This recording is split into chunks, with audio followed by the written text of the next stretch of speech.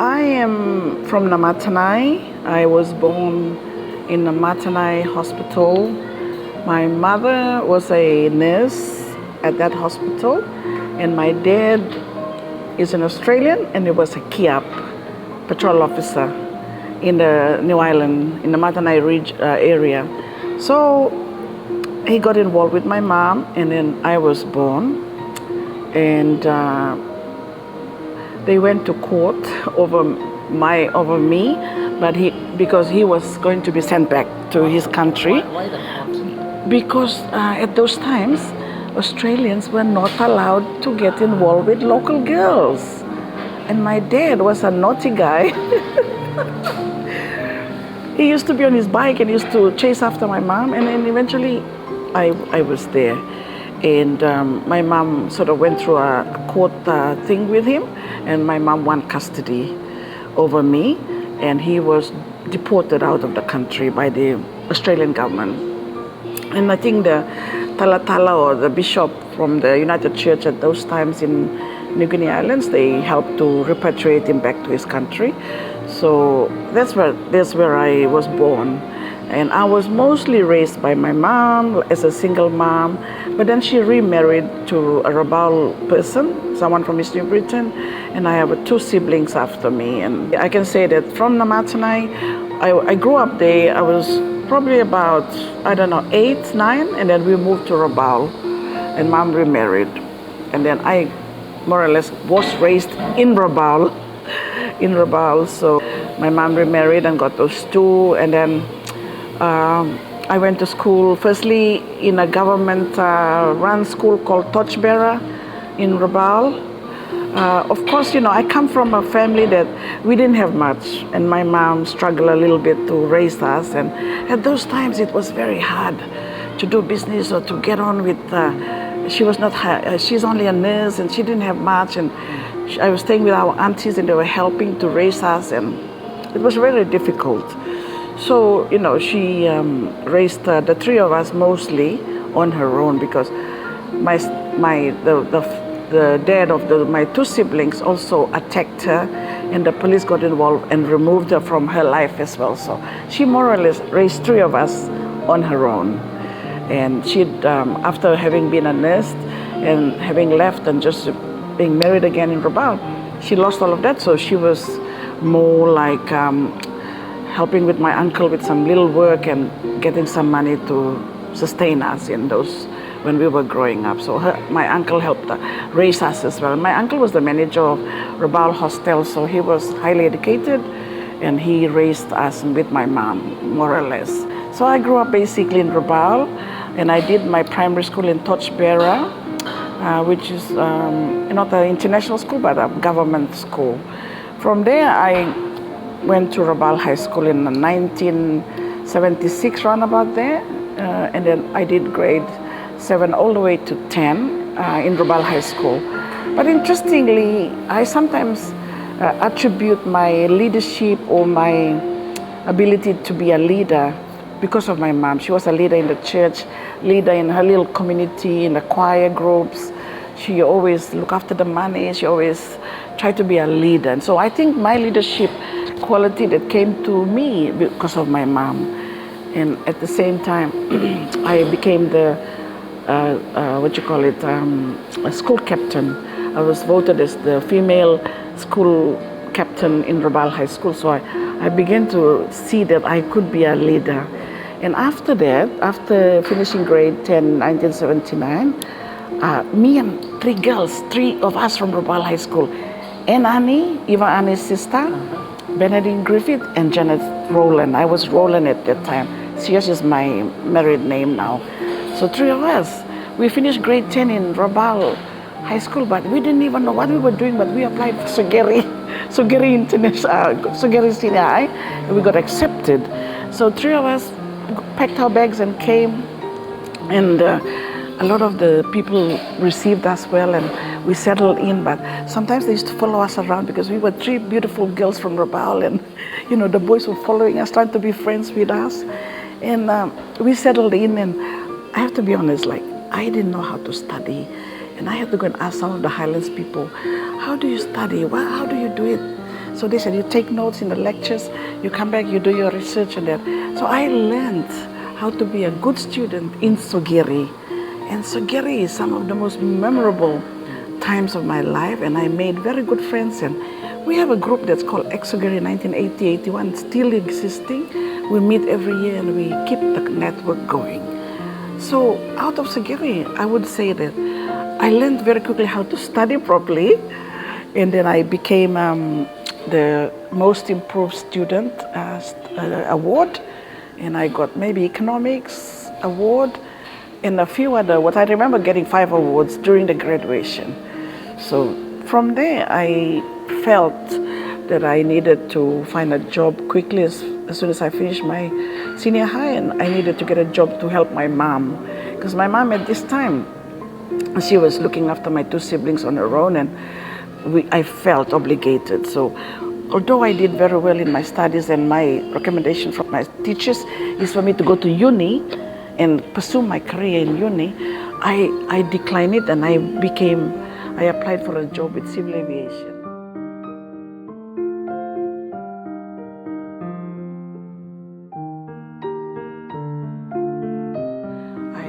They forced me to go and study, and I said, no, I need to go and earn some money and help my mother first with my 2 siblings. And then I did that. I went 6 months training at the air traffic control college here, somewhere at the 6 Mile here.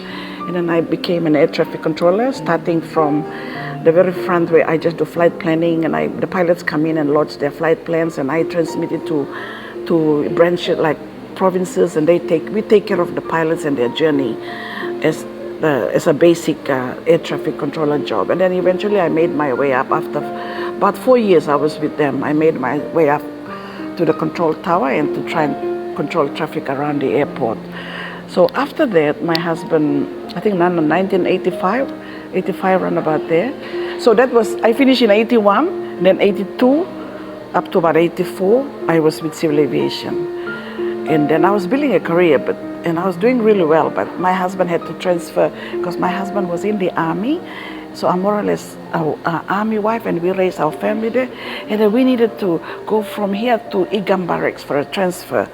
So when that transfer happened, I actually lost my job, a government job, because there was nothing, no vacancies in Leh. I tried to go and ask in Leh, and I helped a little bit, but eventually I lost my job, and I was just in the house. And my husband, of course, he felt bad because I've lost my job, and I'm a breadwinner, and I've lost my job, and then he felt bad, so he sponsored me to go to Unitech. He sponsored me to do my studies at Unitech for the first 2 years, I think. And then after that, the first year, and then after that, I did so well that Mr. Moromoro, Alan Moromoro's father, he saw that he was the vice chancellor at that time, and he saw my potential. I became the most improved student. But when I was starting, all my colleagues were graduating. So although I'm late in coming to uni, my colleagues, my Sogiri friends were just graduating. And a lot of them are lawyers, accountants, medical doctors, and everyone. So they were just graduating, and me, mama of 2 already, I was starting to study again at that time. So I did first year at Unitech, and I did so well that I think I must have topped the class in my class. And Moromoro didn't want to let me go, but we transferred back to Port Moresby because my husband got a promotion to being a major. So we got back to Mario Barracks, and I lost my studies again at Unitech, but I asked for credits, and they gave me my credits. So I started second year only here in UPNG. And so I did a Bachelor of Commerce. From that time to about 1990, I graduated. And upon graduation, of course, we normally have the 4 big accounting firm scouting for people in my field, and I was scouted by the boss of Pricewaterhouse, personally picked up, and gave me a job, and I was doing mostly audits with Pricewaterhouse when I first started. So I think I might have spent like 4 or 5 years with Pricewaterhouse, and then after having been with Pricewaterhouse for a bit of time, MRDC, someone in MRDC got in touch with me, and they offered me a job as petroleum accountant. I'm more or less like handpicked into that position. So I took it, I took the job. I think Mr. Lapani was my boss at that time. They got me, and I was the petroleum accountant. So I was purely accounting for all revenues and all expenditure to do with petroleum Kutubu, petroleum Gobi, and Moran as major projects at those times. And government at that time, we owned 22% of the project. So I was accountant for that. And then I made my way up. I spent 8 years with MRDC and made my way up from being petroleum accountant to chief accountant at those times, so 8 years. So after 8 years with MRDC, I decided to go and do studies. That was the break.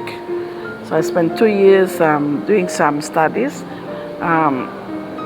in the University of Queensland for 2 years. Yes. So then I got my master's MBA, and then after those 2 years, I was able to come back. And when I came back, I was looking for a job.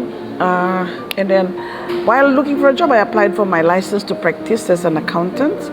But within that time, I got introduced to Mr. Robert Igara, and he gave me a first ever job back with P&G Sustainable. So I was the first sort of accountant administrator, and I helped him set up the office, the furniture, everything to do with the administration of the office, setting it up. So I spent about 2 years with them. And after 2 years, my license to practice came. So it was always my ultimate. I wanted to do my own business. So I left P&G Sustainable. It was difficult, but anyway, I need to make the decision. So I went and did my practice. And after about 2 years of being in the practice, I was given a role to assist Melanesian Trustee Services as the company secretary role, and I helped them with some of their work, transferring most of the financial aspects of the trust from the fund manager back up to the trustee, tidying up the trust arrangements. So I was part of that instrumental change in Melanesian Trustee, which is now Balance Fund, Pacific Balance Fund. But we went through a lot as well in that journey, and of course, you're trying to do the right thing, people don't like it. And then, we had to go through a lot to tidy it up. And I'm glad I was part of the team that secured all the fund investment for the people in the country.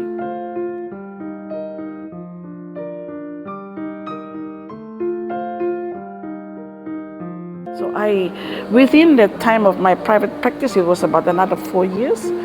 And then I found that it was quite challenging because I needed good accountants, good staff, auditors, and people like that. Professional indemnity was high. It was very difficult. So what I decided to do was just earn enough money, set up some small business, and then I set up the business of the Fren Group. It's Fren companies that I had, which is Namatanai and Rabal. I launched that, and that's the brand I built up, and I'm known for Fren in Kokopo. And that was more out of just trying to look at sustainability. So after a really little while, I left that and I set up Fren. But all the while I was studying and while I was going through the whole process of moving around in my journey that I've just told you guys, my husband and I were always partners of Dr. Mola and Dr. Lem in the in the hospital. We through our company, we own 20% of the business. So Robin was always managing that, and I was always taking risk in other areas to grow the family assets, family investments. So we went on like that, and then what I could say is that when I was starting to build these private businesses of mine, small businesses of mine in Fren, I was merely trying to help my family sustain themselves and help themselves in Rabal while my husband looks after me on this side. So I was trying to balance it all. And when I went into Rabal to do my business there, I found that I actually entered the market in a very exciting way because I'm the one that introduced 5 doors and bigger cars, and I smashed the market. They were doing little things like vehicles, and they were not really serving clients, but I came in a way my brand took over because we were, Fren is a well-known brand in Rabal, and it signifies the first ever flower that bloomed after the 2 volcanoes in 1937, 1994. flour, the French penny is an identity of East New Britain. And when I sort of picked that name for my business, a lot of Rabal people, related to it and the story behind it, that it brings hope for the people. It's a first flower that bloom after the volcano. So it's got some Rabal, connection with it. So the business grew very fast, and the bankers were just giving money to me without me, So, FinCorp, so not FinCorp, but First Investment, FIFO, First Investment, the banks, and even Credit Corp, they gave me 2 million. So I got all that money, and I built the brand of Fren Group. And I started to invest, diversify, and go into properties and other areas. So I started to invest my money in properties. And then I built all of that up without knowing anything. And then in about 2012, my husband said, we'll have to buy off Mola and Lamb when the opportunity came. So firstly he goes, so at the hospital now. Now I'm coming to where I am now. So the opportunity came when Mola and Lamb said they want to sell. Robin said, let's do it as a family. We have the first right of refusal.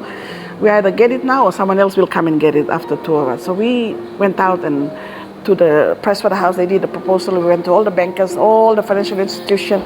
We went around everywhere, and thank the Lord that Westpac decided to give us the money, and we funded this two off in a funding. I want to take you back to an interesting part of the story where a lot of the young upcoming entrepreneurs will relate to it.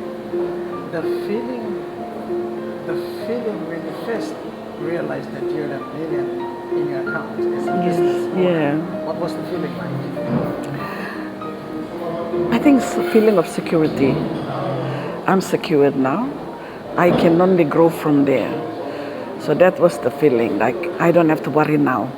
I'm secured at this level, and I can only take risks. So the risk was the hospital. But the good thing that I wanted to say here is that when my husband was ready to buy off these two, he firstly went to his own doctors and he asked them if any of them would like to partner with him and buy off the old partnership so they could be a new partnership. But unfortunately, none of them took the offer, and who else he asked is his wife to be his partner. So I'm actually not just a wife, but a business partner. And the business that I brought in is my assets in Fren Group. And those assets were built because of my 15 years in the business.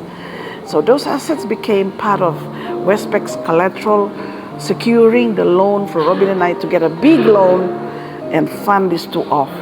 So for that, Robin gave me 50% ownership.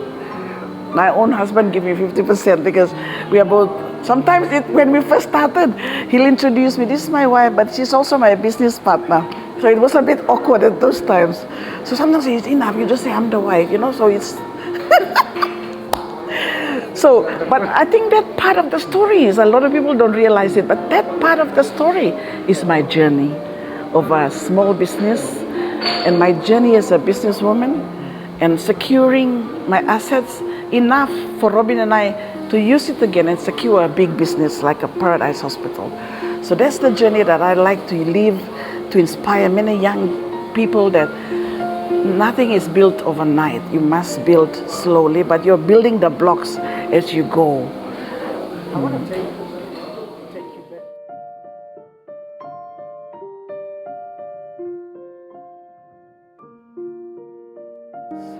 But as an accountant, it actually helped me to manage myself well, to make sure that I am doing the reporting side and my books are in order. That I can attribute my success to that. I just wasn't into business. I was making sure I was compliant with the IRC and IPA and all of these things. I was lodging my returns. I was doing the right thing. But one of the things that I could say is, for the women that are wanting to get in, and you are married and you've got little assets joined with your husband, mine was like this. We were always joined in our family assets, including the hospital. But I wanted to venture myself because I know that if anything happens to my husband at one point in time, I must be able to sustain myself.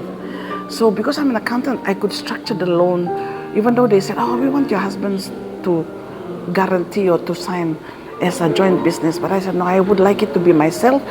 I've got enough assets, and I think my capability is enough. You can just sign off as just me.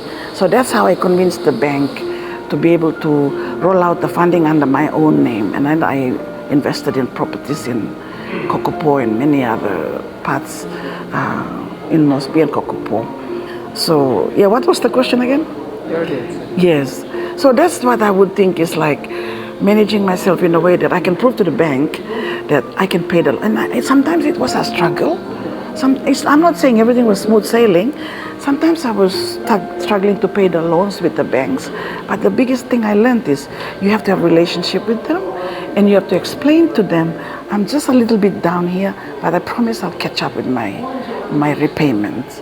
So that built also my trust with them. So Credit Corp, I became their brand ambassador a few years ago. They took me down there to Brisbane for one of the investment conference. I was their brand ambassador because I have been with them 16 years, you know, like the story behind my success, the leasing of my car is them. They give me a lease, they know I can do it. Even now there's still a few little loans left with them, but the biggest thing is I must attempt to pay my loan and pay it off because my credit worthiness depends on me having that relationship and meeting the loans. So I can the three words come to my mind when you explain that. Like quick summary in my mind is the books, keeping the records. Yes. The relationship. Yes. And there's one thing you said. There's another word. It's not coming. But books and relationship. And I think determination. You can't. Going into business is not. It's not a walk in the park. It's hard work. And like even for me now at the hospital, my staff are paid a salary, so they can turn up 8 to 5 or 8 to 8 or the 8-hour shift or 9-hour shift, and they are gone. But for me, I have to be there the first one in the morning. I have to make sure everything is okay and everyone's happy. And then I have to be the last one to leave in the night because I want to make sure the night shift is there and they're all happy, and then I go. And sometimes I expect my staff to work a little bit extra to help me, but I can't force it because I'm the owner, I have to do it. So that's what I also want the business people listening to our program is to know that if you're going to get into business, you better be prepared. Time, effort, work overtime, work hard. I'm sure a lot of these successful business people like Elon Musk and these guys, they work long hours to get what they want. So if you think you're just going to start a business, you're going to appoint a few people to run it, and you're just going to sit back and enjoy it. No. You got to be there because you got to make sure people are working and you're controlling cost and you're controlling operations. A day in Janet Sios' life, from morning to afternoon, how does it? Lately I've been going a little bit later, but most times I'll go at 8 and I walk around the wards. I check everyone to make sure they've got their supplies, the cleanliness, the staff are there. Say morning to everyone, and then I turn up in my office about 9, and then I'm on to my emails, attending to my emails or attending to people wanting to pay this and that. So because I'm also the director of finance and administration, so I've got that role of making sure all the operations of the hospital is running. So I spend about 2 hours there, and then I sometimes go into meetings, and sometimes I, go and have a meeting with my husband if I need to resolve certain major issues with the business.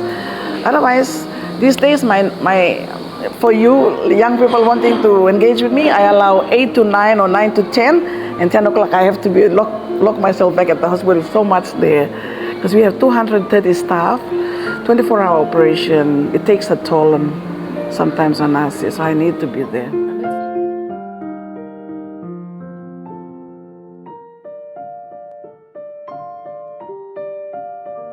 I think I try to also get involved in other things that helps me.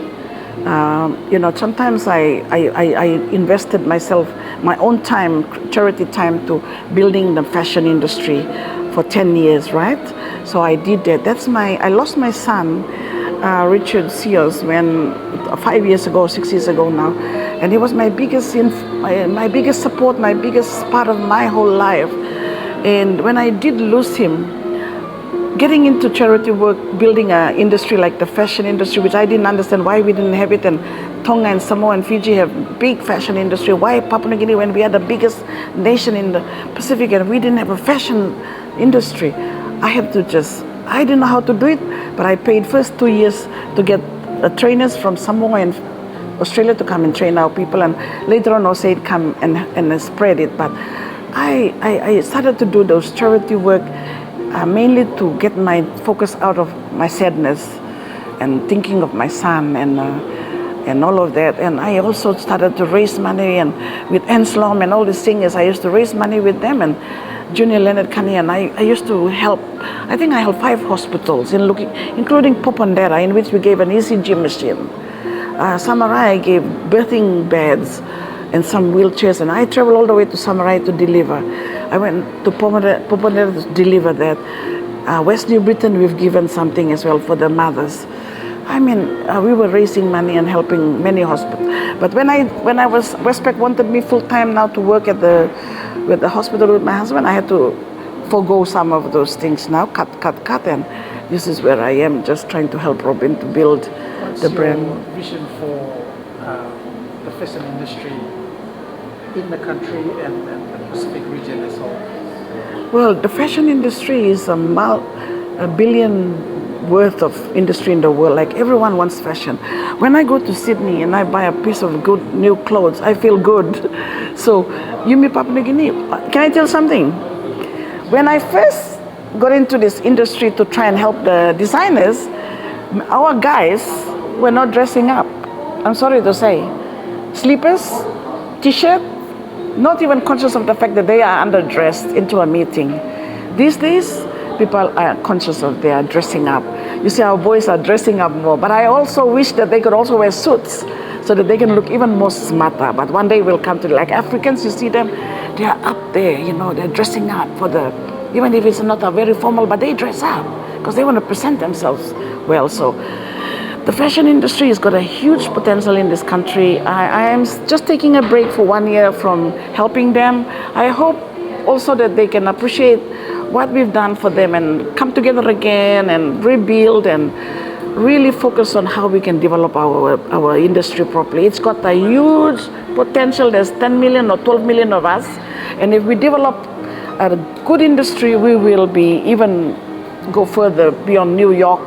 I always said, when I first started that industry, I thought we could go to New York with our huli dress and our PNG designs one day.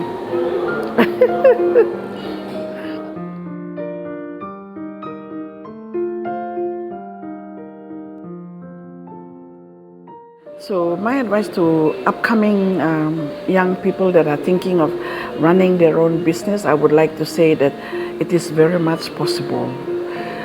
Those times when I first started to run business about 16 years ago, small business, we didn't have much opportunity. We had to do it on our own. But now the government is supporting you with funding through the various banks. The government has a policy on supporting small to medium to enterprises. We have a potential now. So those that are finishing high school, those that are finishing university, do not be disheartened if you don't get a job, because nowadays it's not so much about getting a job too. You need to look at how you can run a small business to even earn some money on a daily basis to sustain yourself while you're getting there somewhere in your business. So it's important that our young people know that you don't have to be earning income by just employment. You can earn income by running a small business. And that's my big advice to the young people.